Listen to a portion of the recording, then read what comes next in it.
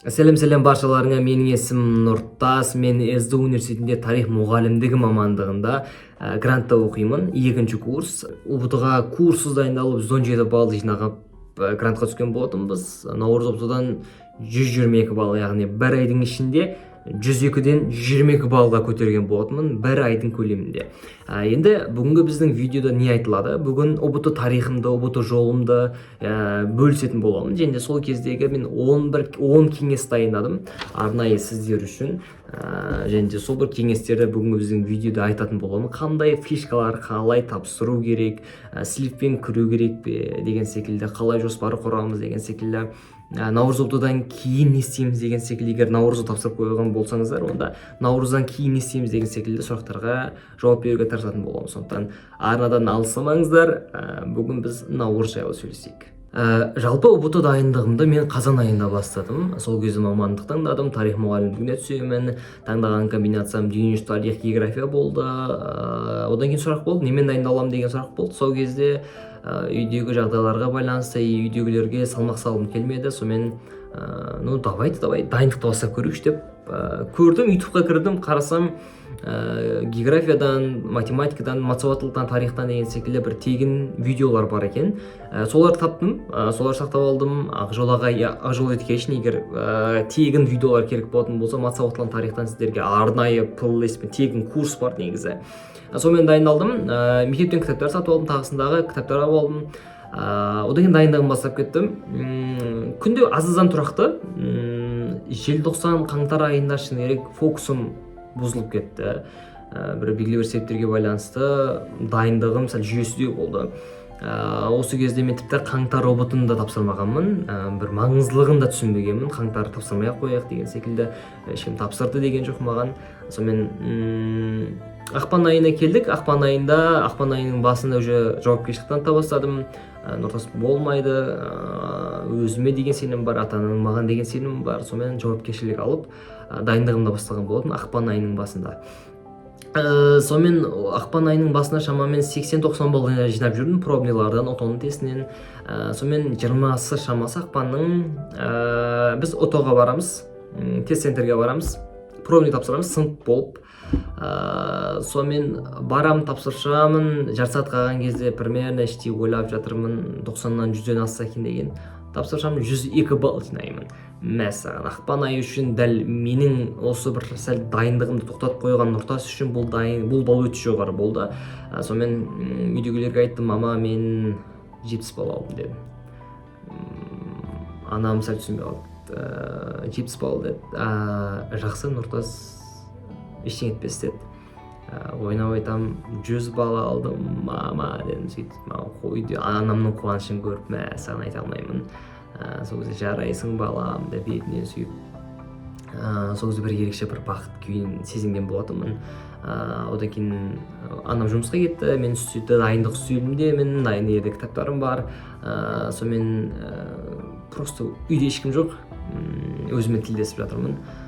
Нұртас, мынау қандай керемет сезім, ата-анаңның қуанышын көру, мәссаған, өте күшті сезім, шын айтайын. Сонымен Нұртасына қуанышы тағы да қайталау керек. Бұйырса алда бір айдан кейін наурыз ОБТ, давай наурыз ОБТ-да топ жарайық, давай 100 емес 110 плюс жинайық наурыз ОБТ-да деп мақсат қойдым. Сол кезде сразу ютубтан жоспар жайлы іздене бастадым. Осы видеоны көрген болатынмын, жоспарға байланысты. Қалай бір айлық жоспар құру керек деген тақырыпта пайда кестені көрген болатынмын. И бір айлық жоспарымды құрдым. Енді алғашқы бірінші кеңес ол айлық жоспар құру. Егер наурыз ОБТ немесе алдағы нағыз ОБТ болатын болса, ол сіздерде айлық жоспар болу қажет. Айтады, мен өзім шырақ марафонның менторы болғанмын, және жоспар бойынша біршама жұмыстар жасадық. Сол кезде оқушылармен аға, қалай күндік жоспар, қалай ОБТ-ға жоспар құрамыз дейді. Мен айтамын, жоспардың психологиясын немесе философиясын айтуға тырысамын. Жоспар дегеніміз не? Жоспар дегеніміз ол үлкен мерзім ішінде бір мақсатқа жету. Мәселен, жоспар қалай құрылады? Бірінші ең әуелі бізде айлық жоспар құрылу қажет ОБТ-ның ішінде. Мәселен, мен құрдым, мәселен, дүниежүзі тарихынан болды. Мен дүниежүзі тарихынан примерно 62 и 10-шы сыныптыма аяқтауым керек болды. Жоқ, 8 пен 9, 8-ші сынып пен 9-ші сынып. Енді 2 кітап, бұл жерде 60 параграф бар. Айлық жоспарымда мен дүние тарихтың 60 параграфты аяқтауым керекпін, оны оқуым керекпін кітапта дедім. Демек мен 30 күннің ішінде күн сайын 2 параграфтан немесе 3 параграфтан оқып отыруым қажетпін. Болды, айлық жоспарда 60, күндік жоспарда уже 2 параграфтан. Күн сайын мектептен келгеннен кейін сағат 3 пен 5-тің арасында мен 2 параграф кітап оқимын дүние тарихтан. Күндік жоспарым құрылды. Тура сол секілді айлық жоспар тура осылай құрылады. Бірінші үлкен айлық жоспарыңызды бекітіп алыңыз. Осы айда үлкен не істеуім қажет. Мәселен, матсауаттылықта мен 20 видео сабақ көру керекпін. Демек мен аптасына 5 рет, дүйсенбі мен жұма күннің арасында мен 5 рет матсауаттылықтан видео сабақ көремін деген секілді. Үлкен жоспар болады, оны кішкентайға бөлеміз. Түсінікті, иә? Бірінші кеңес осы. Екінші, одан кейін мен дайындала бастадым. Шыны керек, күн сайын бөлмеден шықпай деймі, фокус қойдым, қатты қаладым, 10 күн қалды. 10 күн қалған кезде мен оймен жұмыс жасай бастадым. Қарасам, екінші кеңес ол оймен жұмыс жасау. Бұл не деген сөз? Бұл кейде біз мақсатқа жету немесе белгілі бір жетістіктерге жету деген сырлардың бірі айтады. Ойланда баян Наполеон Хилл айтады, ол ойымызда дейді. Біз не ойлаймыз? Біз сол адамбыз, немесе біз қандай нәтижені ойлаймыз, біз сондай нәтижеге жетеміз. Шыны керек, ұбт-ны көп түлектер бір қиын, қаңтар, әсіресе оқушыларым менің ағай, қаңтар ұбт жақындап жатыр, наурызға 10 күн қалды деп андай бір негативті бір көреміз, немесе қиын деп тау үлкен қылып тастаймыз. Бұл примерно қателік. Неге примерно қателік? Неге? Өйткені біз оны бір негативті, біз оны бір қиын деп көрген сайын бізге андай бір жайсыз сезім сыйлайды. Дайындалайын десең де дайындалғың келмейді, немесе бір көңіл күйің, эмоцияң түседі. Неге? Себебі ол сен үшін ұнамайды. Менде қандай болды? Менде керісінше болды. Менде позитивті болды, мейлінше. Неге? Өйткені мен қаладым. Мен 10 күн қалды, 9 күн қалды, 8 күн қалды, әрбір күнімді санадым. Неге? Өйткені ата-анамның қуанышын көргім келді. И мен ұбт-ға дайындық үстелге отқан кезде мен андай вау сезім сезінетінмін ше, процесстен кайф алып, вау, ұбт-ға дайындалам деген бір позитивті сезім. Бұл не деген сөз? Бұл оймен жұмыс жасау. Енді кеңесім барынша мен қолымнан келеді, мен наурыздан 110 жинаймын деген сенім болатын болса, барынша өзіңізге айта беріңіз, сол кезде болады. Бұл екінші кеңес. Енді 10 күн қалған кезде мен найларым бірі, фишкаларым бірі, ол сливтерді талдадым. Үшінші кеңес слив талдау. Бұл не деген сөз? Бұл мен 10 күн қалған кезде телеграм каналдар бар. Сол кезде түлектер болады. Мәселен, бүгін тарихтан 100 бала соған келді, КСРО келді дейді. Мен оны көремін, күн сайын көре берем, примерно жауаптарын іздей бастаймын. И наурыз ұбт-да осы сливтердің барлығы келді. Тіпті географиядан 50-ден 45 жинадым, соның 15 шақты сұрағы слив шығар. Сливтен білдім. Солай зерттейтінмін, и слив шынайы пайдалы болды. Бәлки сливті көріңіздер, енді соңында айтамын, не үшін сливті көрмеу керек. Одан кейін кеңесім, 4-ші кеңес, ол нұсқа талдау көру. 10 күн қалған кезде мейлінше көбірек практика жасау, нұсқамен шынайы тапсырып көру деген секілді. Неге? Өйткені біз қаңтарға, наурызға, нағызға барған кезде біз шынайы тестпен жұмыс жасаймыз. Енді бұл жерде сенен маңызы үйіне сен тестпен жұмыс жасаудағының. Я, мен білемін, тарихта мен білемін, мен географияда мен білемін, бірақ білген күннің өзінде де мен онымен жұмыс жасай алмасам, немесе білмеймін андай нәрсе да, типа матсауаттылықтан болады. Мәселен, матсауаттылықта мен формуланы білемін, бірақ формуланың қалай шығаратындығын, қалай практикалық тұрғыда есепті шығарылатынын мен білмеуім мүмкін. И ол нағыз тест кезінде ол аз бал жинауға қадалуға алып келеді. Немесе дүниежүзі тарихты мен білемін, дүниежүзі тарихтан мен екінші дүниежүзілік соғыстың процесін білемін, даталарды білемін, бірақ тестке келген кезде мен қуып қаламын. Нет деген секілді. Нұсқа талдаулар деген секілді дүниелер, оны көру, мейлінше көбірек викторина деген секілді дүниелер, ол тестпен жұмыс жасау дағдыны бір организмді қалыптастырады. Сондықтан кеңесім нұсқа талдау. Одан кейін 1 күн қалды, наурыз ұбт мен 28 күні тапсырдым наурыздың. Сонымен 27 күні мен моральды дайын болдым, барынша дем алдым, кешке жақын су мен шоколадын да алып алдым. И таңертең 28 күні таңертең 5-ші кеңесім ол қайталау. Таңертең просто конспект дәптерлерім бар, географиядан, тарихтан, дүниежүзілік тарихтан конспект дәптерлерін алып алдым дағыны, бірсіпара көріп шықтым. Өйте фокус емес, просто көз жүгіртіп ше, просто даталарды, логикалық құрылымдарды, мәселен тарихтан қимақты көріп шықтым, оғызды көріп шықтым, қыпшақты көріп шықтым, примерін көз жүгірттім. Неге өйткені бұл маңызды, өйткені бізден қысқа мерзімде жаттайтын нәрсе бар да. Мәселен, біз бір ақпаратты көріп алсақ, оны 2 сағат немесе 1 күн бойы оны ұмытпаймыз. Ол примерно біздің миымыздың бір бөлігіне тұрады. И ол тест кезінде, мынау жауап еді ғой деген кезде сол кезде көмектесетін болады. Сөйтіп кеттім, автобуспен бардым, жолда сливті көріп бардым, сонымен универге бардым, құжаттарын тапсырып, үйтіп Наурызға кірдім. Басталды 4 сағат уақыт. Мен жарты сағат қалған кезге дейін мен күрестім, жауаптарды бердім. Енді осы кезде қандай кеңестер бар? Осы кезде мынандай кеңес бар. Именно 6-шы кеңес ол ең әуелі оңай пәндерді жасап тастау керек. Мәселен, бірінші тарих, оқу сауаттылық деген секілді пәндер бар. Оларды барынша аяқтап тастаңыз. Мәселен, оқу сауаттылық. Оқу сауаттылықты сіз тақырыпты оқысаңыз, просто білесіз, жауап беріп тастаңыз сразу. Неге? Өйткені біздің миымыз істеп тұрған кезде, күш-қуат бар кезде білетін нәрсені жасап тастау керек та. Мәселен, оқу сауаттылықты 2 сағаттан кейін шаршаған кезде мия ауыра бастады. Оқу сауаттылық тесті көрген кезде басың ауырып жасайсың. Сол кезде сен білмеймін, бір 10 балдың 7 балын алып қаласың, 6 балын алып қаласың. Неге? Өйткені сен тупо жауап беретін жерден сен жауап бере алмай қалдың. Мәселен, тарихтан да білесің, бірақ шаршаған күйі болған кезде андай бір қате жауап беру ықтималдығы артады. Сондықтан кеңесім барынша оқу сауаттылық, тарих деген секілді пәндерді бірінші тапсырсаңыз білетіндерді. Одан кейінгі кеңесім 7-ші кеңес ол 20-80 әдісін қолдану. Ол қалай? Менің бұл методикам. Теспен жұмыс жасау.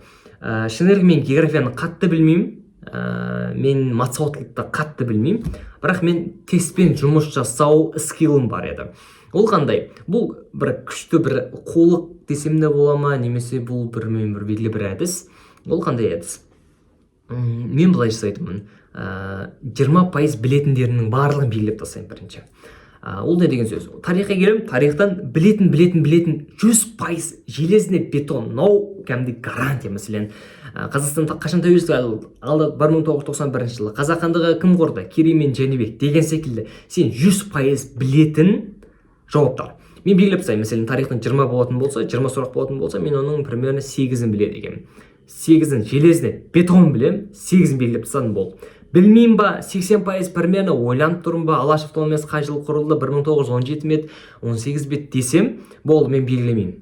Одан кейін келесі пәнге өтемін, оқу сауаттылыққа өтемін, дүниежүзілік тарихқа өтемін, географияға өтемін. Тек қана білетін, 100% білетін, оны өзгертпеймін деген жауаптарды белгілеймін. Неге? Бұл маңызды, өйткені біз білетін жауап 100% жауап бере алатын бөлікті 100% сақтап қалуымыз қажетпіз. Кейде шаршаған кезде, 3 сағат өтіп кеткен кезде, мәселен, географияны тапсырып жатасың, сен ол кезде миың шаршайды, сен сол кезде қате жауап беру ықтималдылығың артады. Сондықтан барынша ең әуелі 100% білетін жауаптарды белгілесеңіз, меніңше бір примерно 4-5 балды жоғарырақ жинауға көмектеседі. Одан кейінгі кеңестерім ол 8-ші кеңес, мәселен, жарты сағат, 1 сағат қалған кезде менде болды. Мен жауап білмеймін, короче. Мәселен, географияда мен білмеймін, өтпеген тақырыбым, немесе ұмытқаған тақырыбым. Мен былай жасайтынмын. Мен интуицияға сенетінмін. Интуиция деген ол сен бір примерно 4 нұсқа тұрады, 4 жауап тұрады, сен оның екеуін ғана, примерно екеуін көріп тұрсың, не? Осы екеуінің біреуі железный бетон, бірақ қайсы екендігін білмей тұрсың. Сен бір нұсқаны белгілейсің, мәселен, А нұсқасын белгілейсің. Сен жарты сағат қалған кезде ойлана бастайсың. А ма, Б ма. Осы кезде не? Осы кезде интуиция яғни ішке қалау болады, мынау осы-ау деген нәрсені таңдау керек. И бірінші таңдаған жауап болады, ол мәселен матсауаттылықтан болсын немесе тарихтан болсын, бірінші таңдаған жауапты белгілеңіз. Өзгерту керек деген ой болады, өзгертпеңіз, бірінші по-любому бірінші белгілеген, бірінші ойлаған жауап белгілеңіз. Неге? Өйткені бірінші белгілеген, бірінші ойлаған жауаптар көп жағдайда дұрыс болып шығады. Сондықтан жауапты білмесеңіз, барынша интуициямен жауап беруге тырысыңыз. Просто мәселен физикадан отырсыз, просто белгілеп кете бермеңіз. Просто белгілеп, железно бір наугад тисе терекке, тимесе бұтаққа емес. Барынша жауап білмесеңіз де, есепті шығара алмасаңыз да, бірмен ойланыңыз, ойланыңыз, интуицияны білеміз, отырып алып, бір белгілер іздеп кетіңіз. Мен де отырып алып, білмені сағат қарасам, сағат 9-дан 30 кеткен, демек 30 дейтін 3 сан, демек 3-ші санды белгілейін деген секілді сондай бір іздеп кететін, бірақ енді ол әрине дұрыс емес білмеймін. Сонымен жарты сағат қалған кезде мен тапсырып осы әдістерді қолдандым. Енді не үшін айтып жатырмын? Өйткені бұйырса ертең наурызға кіретіндер бар арамызда, немесе нағыз ұбытқа кіретіндер бар. Бұндай әдістерді қолдану өте күшті, лайфхактарды жазып алыңыз, немесе шынымен өмірде қолданып көріңіз, егер пайдалы болатын болса. Одан кейін жарты сағат қалған кезде жандағы бір қыз тапсырып шығыпты, тапсырып болды, 2+2=4 экрандағы жауап шықты. Ол қыздың қарасам 122 балл жинапты. Мәссаған, 122 балл. Мен 110-нан ассам болды. Менің ниетім 110-нан ассам болды деген ниет. Сонымен 10 минуттай қалды, тапсырып шықтым, примерно көз жүгіріп шықтым. 2+2=4 жауап шықты экранынан, 122 балл шықты.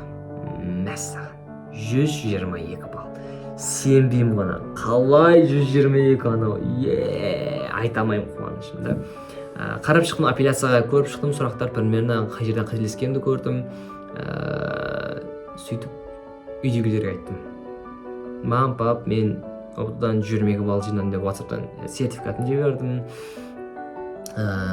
Бірақ мен күткен қуаныш болмады. Білем бір, жарайсың балам, жақсы, одан әрмен жалғастыра берді. Сәл бір түрлі болып қалдым. Мен күткен сезім осы еді ғой деген секілді. Бірақ кейіннен түсіндім, ол кісілер шынымен де қатты қуанды. Кейде ата-аналарымыз эмоцияны жеткізе алмайды. Білем, енді сол кісілердің кезіндегі кеңестік тәрбие ма, білем, ол кісілердің несі, енді білем бір эмоциялық күйі, бірақ шынайы қуанғанын кейін сездім, білдім. Кейіннен дайындығымды күшейттім, одан әрмен 122 балл жинасам да, өйткені маған 110 плюстың өзі маған грантқа жетеді. Бірақ күшейттім. Неге? Себебі ол бірінші себеп және қандай нағыз ұбтыдан бұдан да мықтырақ нәтижеге жетем, ата-анамның қуанышына тағы бұдан да артық дүниелер жасаймын деген сенім болды. Екіншіден ол мендегі бір уайым, күдік болды менде, ол сливпен кірдім ғой, Нұртас, сен бұл нағыз білімің емес, бұл сливтің білімі деген менде ой болады ғой. Сен негізі Нұртас 105 көлемді жинайсың. Өйткені географиядан, тарихтан, дүниежүзі тарихтан слив келді бар ғой, айтайыншы. Слив жаман қатты келді. Өйткені жаман қатты зерттедім де сливті. И қатты ойым болды. Бұл менің нағыз білімім емес деген ойым болды. Одан әрмен дайындығымды күшейткеннің өзінде мен нағыз ұбтыдан 117 балл жинадым. Ол кезде слив өте аз келді. Кеңесім не? Кеңесім мынандай болуы мүмкін. Егер сіз дәл қазір сливпен дайындаласыз, слив келсін, слив тапсырдыңыз, бірақ сливтің білімін ішінап шықсаңызшы. Сіздің нағыз білімің емес. Сіз сливпен жинап шығасыз, бірақ ертең нағыз ұбтыда слив келмеген жағдайда сіз қадалып қалсаңызшы. Наурызда қадалайық, бірақ нағызда емес. Кеңесім не? Кеңесім менің түсінгенім бойынша ол сливті көру керек, көрме демеймін. Зерттеу керек, көру керек, бірақ қатты емес. Барынша өз біліміңізді тексеруге, барынша практика жасауға, айтқанда әдістерді қолданып көруге, апелляция беріңіз, және қандай 20-да 80 әдістерін қолданып көріңіз деген секілді. Кеңесім не? Кеңесім ол 9-шы кеңес, ол сливсіз кіру. Сондықтан сливсіз кіруге кеңес беремін. Одан кейін десетім, одан кейін дайындығымды күшейттім. Ал дайындығымды күшейтуге септігін көмектескен нәрсе ол жоспар құру. Жоспар құру кезіндегі нәрсе ол 10-шы кеңес, жоспар құру, анализ жасау бірінші. бірінші анализ жасап көріңіз. Мен осы уақытқа дейінгі дайындық кезіндегі қателіктер қандай болды? Мәселен, мен наурыз оптауға дайындалып жатқан кездегі қателіктердің бірі ол кейде фокусым шашыраңқы болып кетеді. Яғни мектептегі оқиғалар болады. Наурызға дайындаламыз, 8 наурыз дейді, немесе көшеге шығайық, көшедегі әңгімелер бар, немесе инстаграмдағы тикток бар, немесе бір достарым бар деген секілді. Олар фокусыма қойған болады менде наурыз оптада қателіктердің бірінде. Немесе слиппен кірдім дегенде примерно қателіктер болды. Мен соларға анализ жасадым. Анализ жасау керек қателіктермен, немесе мықты тұстарды дамыту керек деген секілді. Одан кейінгі жоспар құру, ол жоспар как положено керек. Әлгі айтқандай, енді кезектен қанша ай бар? Енді сәуір, мамыр айлары бар. Маусымда тапсырсаңыз, сізде демек 60 күн бар. Сізде 60 күн бар, демек сіз не істеуіңіз қажет? Сіз жоспар құрған кезде осы уақытқа дейін мен не білем? Осы уақытқа дейін не білем? Мәселен, мен сәуір айында менде 9 сыныпта аяқтадым мен. 9 сыныпта аяқтадым. Менде 10 мен 11 қалды. Кітап аяқталмағандар. 10 мен 11 қалды. Демек, 10 мен 11 деген 60 параграф. Демек, 60 күнде мен күн сайын бір параграфтан оқуым қажет деген менің жоспар пайда болды. Сол секілді. Осы уақытқа дейін не білем? Енді мен нені білуім қажетпін? Нені қайталау қажетпін деген нәрсені. Менің инстаграм каналыма тіркеліп қойыңыздар, тикток парақшам. Сонда болған күнделікті стористерде ұбт өмір, студенттік өмірді көрсететін боламын. Баршаларыңызға тілек, үздіксіз болыңыздар.